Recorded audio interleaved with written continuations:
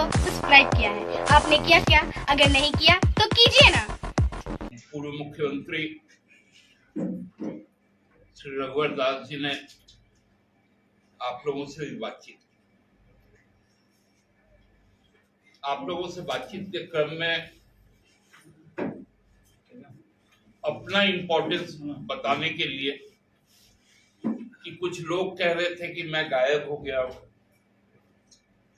इसने कहा था मुझे, और उनको खोजेगा भी अब कौन। उन्होंने कहा कि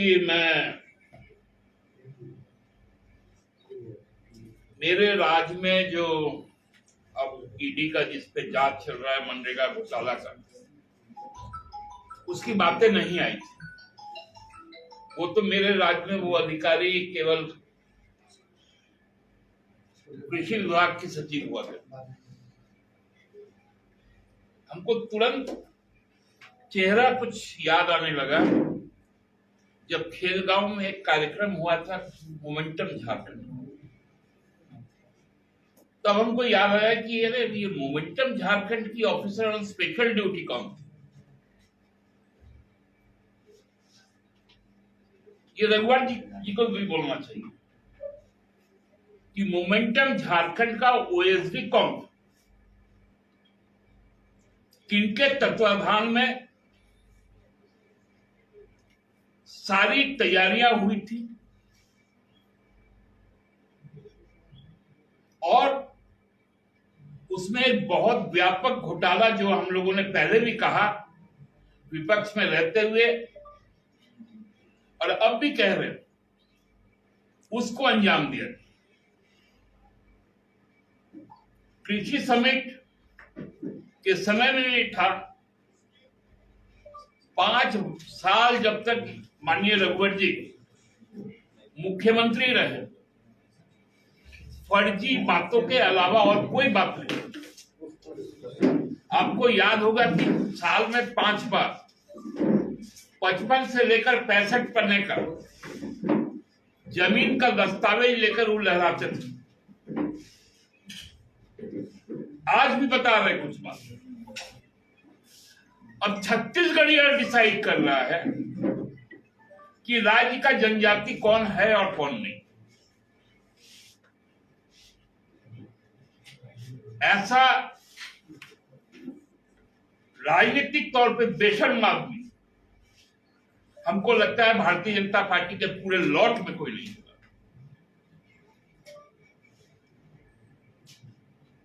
बोल रहे हमने तो कभी नहीं दी क्लीन चिट, हमारे अधिकारी दिए होंगे। तो आपके अधिकारी किनके कहने पर दिए ये तो बताइए।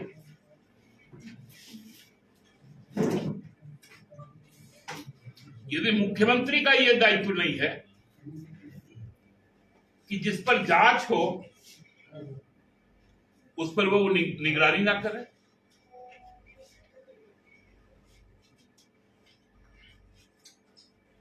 एक चीज और उन्होंने कहा कि ये हमारे समय का पैसा नहीं,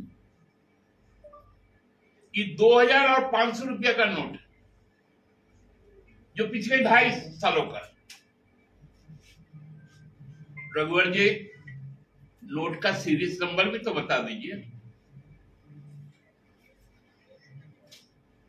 2016 में नोटबंदी के बाद 2017 में जांच रिपोर्ट में क्लीन चिट दी गई, और उसको वो बोल रही है 2.5 साल का। 16 से लेके 19 के बीच क्या इस देश में 500 रुपए और 2000 रुपए के नोट नहीं थे? यदि आपको दिख गया 500 रुपया और 2000 रुपया, तो सार्वजनिक तौर पे बताइए नोटों की सीरीज संख्या क्या है। मतलब कुछ भी बकेंगे और जनता उसको बर्दाश्त कर लेगी।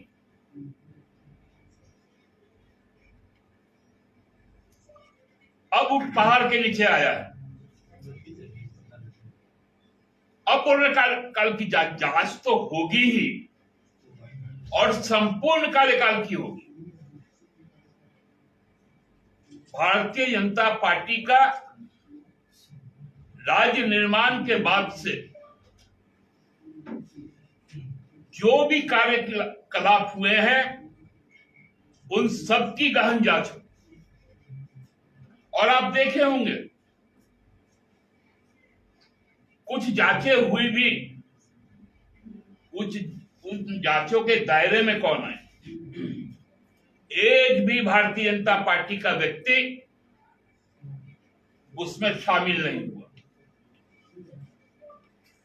जो यहां का मूलवासी, यहां का आदिवासी, उन्हीं को केवल उसके अंदर दायरे में लाया गया। भारतीय जनता पार्टी का एक भी न किसी व्यक्ति पर जांच हुई, और अब यदि वो भारतीय जनता पार्टी में भी है तो उस पर भी कार्रवाई को टाली जा रही है। ये व्यवस्था आज के दिन में बनाई गई। मैं आप लोगों के माध्यम से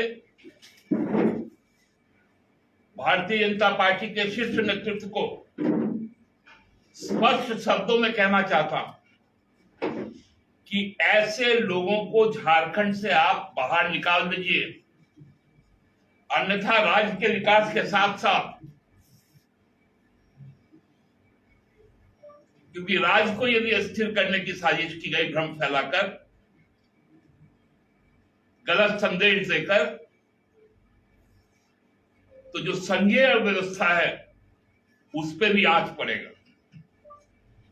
मेरे साथ मेरे पार्टी के सहयोगी साथी माननीय विधायक सुदेव कुमार सोनू जी भी हैं, वो भी अपनी बात को कहेंगे। नमस्कार दोस्तों, सुप्रियोदा ने बहुत सारी बातें कह दी। कुछ बातें मैं भी अपनी तरफ से जोड़ना चाहूंगा।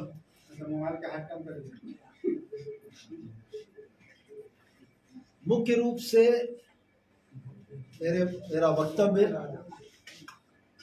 तथ्यों पर आधारित है। आदरणीय रघुवर दास जी की प्रेस वार्ता को मैंने भी सुना था। मुझे लगा कि आदरणीय पूर्व मुख्यमंत्री जी का आत्मविश्वास थोड़ा सा हिला हुआ था। कागज पढ़ के भी बोल रहे थे, लेकिन कागज पढ़ के बोलते हुए भी अटक रहे थे। मैं सिर्फ कुछ बातें आपके माध्यम से उनसे या भारतीय जनता पार्टी के नेतृत्व से पूछना चाहता हूं कि चतरा और खूंटी के मनरेगा घोटाले की जिसकी परिणति हाल के दिनों में एक गिरफ्तारी और नोटों की बरामदगी से हुई है, इसके दस्तावेजों का जब आप अध्ययन करेंगे तो आपको ये पता लगेगा कि हड़बड़ी में अपने चहेतों को बचाने के प्रयास में बहुत सारी गड़बड़ियां हुई। ग्रामीण विकास के तत्कालीन सचिव ने अपने मंतव्य में स्पष्ट रूप से यह कहा था कि पर्यवेक्षण से लेकर अगर मनरेगा की योजनाओं की ढंग से समीक्षा की जाती तो सरकार के इस पैसे के दुर्विनियोग को रोका जा सकता था। यह 2016 की टिप्पणी थी और 2017 में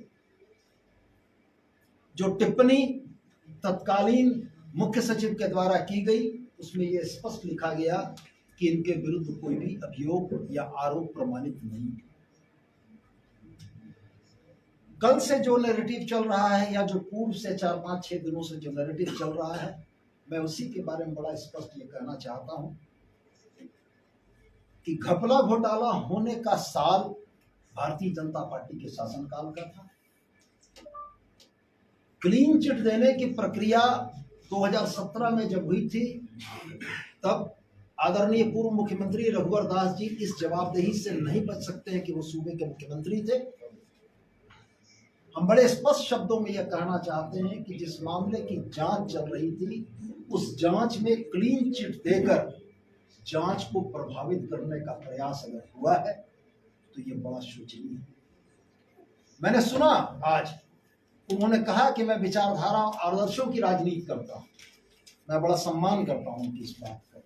उन्होंने साथ में यह जोड़ा कि कल वो महामहिम राज्यपाल से मिलेंगे और हेमंत सरकार के घपले घोटालों की फहरिस्त सौंपेंगे। मैं आपके माध्यम से उनसे आग्रह करना चाहता हूं कि कल महामहिम राज्यपाल से जब वो मिले तो एक पन्ना उसमें और रहना चाहिए। वह पन्ना शुरू हो मैनहर्ट से, वह पन्ना की अगली पंक्ति हो टॉफी और टी शर्ट से, उस पन्ने की अगली वो पंक्तियां हों कि पूजा सिंघल को क्लीन चिट कैसे मिली, इसकी भी जांच की मांग हो अगर महामहिम राज्यपाल से करेंगे तो हमें लगेगा कि राजनीति में नैतिकता और शुचिता बची हुई है, जिसके सबसे बड़े ध्वजवाहक आदरणीय रघुवर दास जी हैं। और मैं एक छोटी सी बात और बोलकर अपने वक्तव्य को समाप्त करना चाहूंगा। राजनीतिक कार्यकर्ता अपनी पार्टियों से एफिलिएशन का, विचारधारा के प्रति समर्पण का कर्तव्य निर्वहन करते हैं। किसी राजनीतिक कार्यकर्ता के बारे में भोपू जैसे शब्दों का इस्तेमाल करना राजनीति में उस गिरावट का चरम है जो पिछले 5 वर्षों में आदरणीय रघुवर दास के शासन काल में लोगों ने उनकी भाषा और वक्तव्यों में देखा। यह किसी झारखंड मुक्ति मोर्चा के कार्यकर्ता का अपमान नहीं है, यह अपमान भारतीय जनता पार्टी के भी उन प्रवक्ताओं और कार्यकर्ताओं का है जो अपनी पार्टी की विचारधारा के प्रति समर्पण के वजह से हर मौके पर अपनी विचारधारा को बचाने के लिए अपनी विचारधारा के पक्ष में मजबूती से खड़े रहते हैं। अगर वो तमाम राजनीतिक कार्यकर्ताओं को भोपू के शब्द से नवाजते हैं तो मैं नहीं जानता कि उनके लिए कौन सा शब्द उचित होगा। मैं बस इतना ही कहना चाहूंगा कि राजनीति में शुचिता की बातें सारे लोग करते हैं, राजनीति में शुचिता होनी चाहिए, लेकिन वो आपके आचरणों और वक्तव्यों से भी परिलक्षित होनी चाहिए। धन्यवाद साहब। अच्छा सुधीर जी, इसमें सवाल ये भी है कि उन्होंने जो प्रेस कॉन्फ्रेंस किया था उस ओर भी इशारा कीजिए। और उन्होंने कल्पना सोरेन और सरला मुर्मू इन दोनों की सहभागिता को देखते हुए जो CNT और ये विहंगम बिल्डर्स प्राइवेट लिमिटेड, इन कंपनियों में जो सेल कंपनियां हैं कर रहे हैं वो, उसमें पार्टनरशिप है कल्पना सोरेन और सरला मुर्मू जी। इस पर पूरा हो गया प्रश्न आपका? नहीं आप बता रहा हूँ। इसमें जो है उसमें जांच एजेंसियों से जांच कराने की मांग की जा रही है और ये पैसे जो बरामद हुए हैं एक वो कहा जा रहा है, जो इसका जवाब इन्होंने दिया उसमें भी उनकी संलिप्तता हो सकती है। बोले, यह देश विधि द्वारा स्थापित संविधान से चलता है। मैं बहुत स्पष्ट ये कहता हूं कि भारतीय जनता पार्टी के नेता जो स्वयंभू न्यायाधीश बनकर मसलों का सीधा सीधा फैसला सुना रहे हैं, ये देश उससे नहीं चलता है। यदि CNT कल्पना मुर्मू के बारे में यदि CNT और SPT के उल्लंघन के मामले हैं तो 14 से 19 तक कांके रोड में माननीय मुख्यमंत्री के पद पर आदरणीय रघुवर दास जी थे। आदरणीय रघुवर दास जी के निर्देशन पर गठित SIT ने जांच की थी। 5 वर्षों तक उनको सौराय भवन की याद नहीं है, अभी याद है। जांच एजेंसियां अपना काम करेंगी और कौन कंपनी शेल कंपनी है और कौन कंपनी फर्जी कंपनी है, ये तय करने वाले आदरणीय रघुवर दास जी नहीं। ये तय करने के लिए इस विधि द्वारा स्थापित संविधान के तहत संवैधानिक संस्थाएं और जांच एजेंसियां हैं जो यह तय करेंगी कि किन कंपनियों में शेल कंपनी का बर्ताव हुआ है या कौन सी कंपनियां आजीविका के उपार्जन हेतु चलाई जा रही है। मामला इसमें ये भी आ रहा है, उन्होंने कहा कि भाई पूजा सिंघल प्रकरण के पूरे मामले की जांच CBI से राज्य सरकार को कराने का प्रशंसा करनी चाहिए। क्या जेएमएम भी ये महसूस करता है कि मतलब इस मामले में CBI जांच की जरूरत है? जांच निश्चित होगी, ये मैं स्पष्ट आपसे करता हूं। इस पूरे मसले की पुनः जांच होगी और इस बात की भी जांच होगी कि किनके प्रभाव में, किनके कहने से जांच को प्रभावित करने का एजेंसी क्या होगी तो यह राज्य सरकार तय करेगी। सीबीआई भी हो सकती है क्या? राज्य सरकार तय करेगी कि एजेंसी कौन सी हो। अच्छा एक जैसे बात देखिए, जांच के लिए जो भी जरूरी चीजें हैं और जिस इंटेंसिटी की जरूरत है, राज्य सरकार बहुत मजबूती से इस पर विचार कर रही है कि जांच के इंटेंसिटी को और उसको टाइम बाउंड करने के लिए किस प्रकार की जांच गठित की जाए, उस पर बहुत जल्दी निर्णय ले लिया जाएगा। राज्य सरकार किस विषय की जांच कराएगी? रघुवर सरकार के संपूर्ण कार्यकाल सहित भारतीय जनता पार्टी के कार्यकाल में हुए सभी तरह के जो कारनामे हुए, डैम बहा, टॉफी खा ली गई, इजराइल भेजा गया किसानों को, कृषि समिट हुआ, फर्जी नौकरियां दी गई, झारखंड की जमीन को फर्जी कंपनियों को अलॉट कर दिया गया, इन सभी तरह की चीजों की जांच। एक सवाल और उन्होंने खड़ा किया कि बाबा का आप लोग अपमान कर रहे हैं, जाने या अनजाने, वो नहीं करना चाहिए वर्तमान में। देखिए में बट गया चाहिए। देखिए, रघुवर जी पहले मांग चांग कर खिचड़ी खाया करते थे बाबा के साथ, और एक बार बोले थे मैं उनका पुत्र भी, क्योंकि उनका चरित्र बाबा देख लिए, उसको अब अपने पास फटकने नहीं देते। दुख उनको इस बात का है, यदि माफी मांग ले बाबा से कि अब हम कम बुद्धि वाला काम नहीं करेंगे, तो बाबा माफ कर देंगे और फिर से उनको खिचड़ी खिलाएंगे। नहीं, आप लोग अपमान कर रहे हैं बाबा का, ये पूर्व विधायक जो बंधु सिंह ने एक सवाल उठाया है, उन्होंने कहा है कि वो सरकार से मांग करते हैं कि बीजेपी के शासनकाल में जो भी मंत्री रहे हैं या विधायक रहे हैं, उनकी संपत्तियों की जांच हुई। सभी सरकार इस मामले में गंभीर है और मुझे लगता है कि बहुत जल्दी इसमें कुछ निर्णय आपके समक्ष है। एक सवाल था कि आप लोग जांच का तो बात कर रहे हैं, लेकिन ये राजनीतिक लग रहा है कि आरोप प्रत्यारोप लग रहा है, और जितने दागी यहाँ पे सचिव हैं, चाहे जो पदाधिकारी हैं, IAS अफसर हैं, उन लोग पर क्या जांच होगा? देखिए, कानून ये कहता है कि जब तक दोषी करार न दिए जाए तब तक वो निर्दोष माने जाते हैं। किसी सक्षम न्यायालय ने यदि उन्हें दोषी सवाल इसलिए बन रहा है क्योंकि जिस तरह से पिछले सरकार में क्लीन चिट दे दिया गया इसे, और फिर अभी ये पकड़ा गई पूजा सिंह जी, ऐसे और भी दागी हैं जिन्हें पिछले सरकार में क्लीन चिट मिला था या अभी भी दागी हैं, उस पर जांच चल रही है। तो क्या आप लोग जांच के फलाफल आ जाने दीजिए, जांच के निष्कर्षों के आधार पर निश्चित रूप से निर्णय होगा, और आप यकीन जाने कि किसी भी ऐसे दोषी पदाधिकारी के साथ हेमंत सरकार नहीं खड़ी रहेगी। एक सवाल मेरा भी था कि जनता का पैसा पूरा डूब जाता है तो 2 साल 4 साल 5 साल के बाद जो है जांच की बात क्यों होती है? पहले क्यों नहीं होती है? टाइम से क्यों नहीं आप लोग सजग रहते हैं और क्यों घोटाला होते रहता है? जब ये तो आपको रघुवर जी से आज पूछना चाहिए था उनके प्रेस कॉन्फ्रेंस में। पूछेंगे। ये पूछे, वो बोल के निकल भी गए। देखिए, एक मेरा सवाल है, क्या जब सरकार ने निर्णय लिया कि ईडी वाला जो रिश्ता होता है कि वो और सीबीआई का कि तोड़ दिया, बिना अनुमति के नहीं आएगा राज कर, तो क्या उससे भी, उस निर्णय से भी अधिकारी में लगाम हो गए हैं? आपको ऐसा लगता है कि अधिकारी को लगता है कि अब जिन घपले घोटालों का जिक्र हो रहा है, आज वो तमाम घपले घोटाले पिछली सरकारों के कार्यकाल में, मेरा कतई ये मानना नहीं है, और मैं बहुत स्पष्ट आपसे इसी बात को मैं पुनः दोहरा रहा हूँ कि जांच की प्रक्रिया त्वरित गति से बढ़ेगी और निष्कर्ष और फलाफल जल्दी है।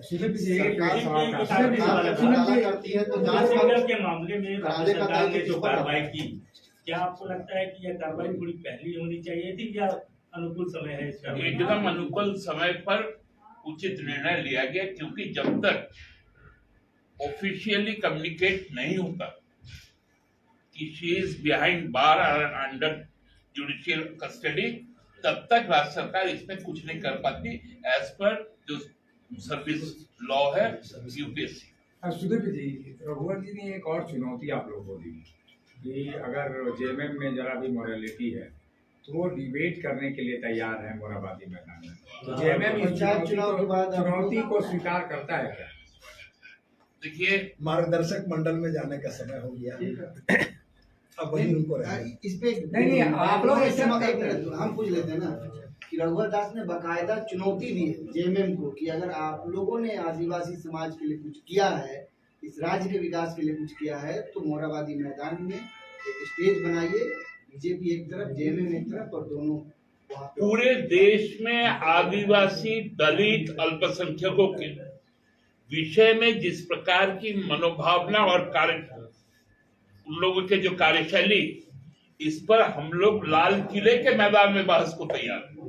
चलिए, बहुत अच्छा है। मेरा भी जवाब दे दीजिए, सवाल कंक्लूड कीजिएगा प्लीज, सवाल का जवाब दे कंक्लूड दीजिए। कीजिएगा देखिए, प्लीज। ये जो 5 साल का जो आपका जो पैसा है, 5 साल, हाँ, चलो। और जांच बाद में होता है, हाँ। पैसा पहले डूब जाता है। हाँ। ये सवाल इसके लिए दोषी और दोषी केवल जो तत्कालीन राज सत्ता में लोग बैठे हुए थे उनकी है, और तत्कालीन राज सत्ता। हमारा YouTube चैनल सब्सक्राइब करें और लेटेस्ट नोटिफिकेशन के लिए बेल आइकन पर क्लिक करें।